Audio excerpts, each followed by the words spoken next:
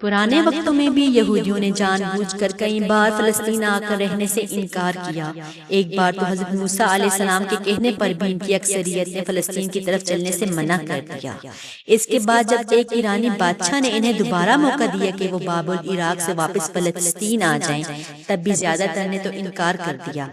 آج کی جو فلسطینی ہیں وہ اس علاقے کے بہت قدیم باشندوں یعنی کنعانیوں کی نسل سے ہیں۔ یہی وجہ ہے کہ اس زمین کا پرانا نام کنعان کی سرزمین تھا۔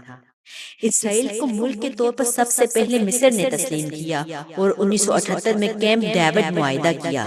اس معاہدے سے مصر اور اسرائیل کے درمیان سفارتی تعلقات شروع ہوئے اور انہیں ایک دوسرے کا اقتصادی بائیکاٹ ختم کر دیا۔ بہت سے لوگوں کو خیال ہے کہ اس معاہدے نے ہی اسرائیل کی مضبوطی کی بنیاد رکھی۔ اوسلو کا بڑا دھچکا 1993 میں ایک اور بڑا معاہدہ ہوا جسے اوسلو معاہدہ کہتے ہیں۔ اس میں عرب کے ایک مخصوص قیادت نے بڑی بدقسمتی سے اسرائیل کو ایک جائز ملک مان لیا۔ انہوں نے فلسطینی زمین کے 70% حصے پر اسرائیلی قبضے کو بھی صحیح تسلیم کر لیا۔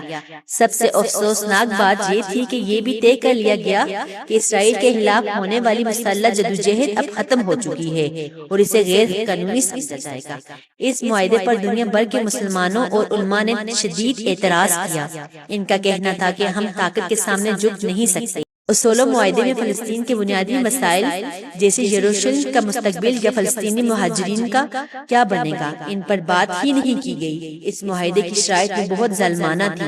فلسطینی حکومت کو اسرائیلی حکومت کی نگرانی میں کام کرنا تھا، وہ فوج نہیں رکھ سکتے تھے اور اسرائیل ان کے کسی بھی فیصلے کو رد نہیں کر سکتے تھے۔ یہاں تک کہ فلسطینیوں کو اپنی سرحدوں سے کہیں بھی آنے جانے کے لیے بھی اسرائیل کی اجازت لینی پڑتی تھی۔ یہ بھی طے ہوا کہ فلسطینی مجاہدین کو پکڑ کر اسرائیل کے حوالے کر دیا جائے گا۔ یہ بات جاننا ضروری ہے کہ تمام یہودی فلسطین پر قبضے کے حق میں نہیں ہیں۔ ان میں دو گروہ ہیں، ایک تو وہ جو آرام سے عام شہریوں کی طرح لبرل زندگی گزارنا چاہتے ہیں اور دوسرے وہ جو شدت پسند ہیں۔ یہی شدت پسند خود کا ناجائز قبضے کوششوں میں مصروف رہتا ہے۔ امریکہ کی حمایت کی ایک وجہ یہ بھی بتائی جاتی ہے کہ یورپ ان شدت پسند یہودیوں سے پیچھا چھڑانا چاہتا ہے تاکہ وہ یورپ میں مسائل پیدا نہ کریں، اس لیے وہ انہیں سپورٹ کرتا ہے۔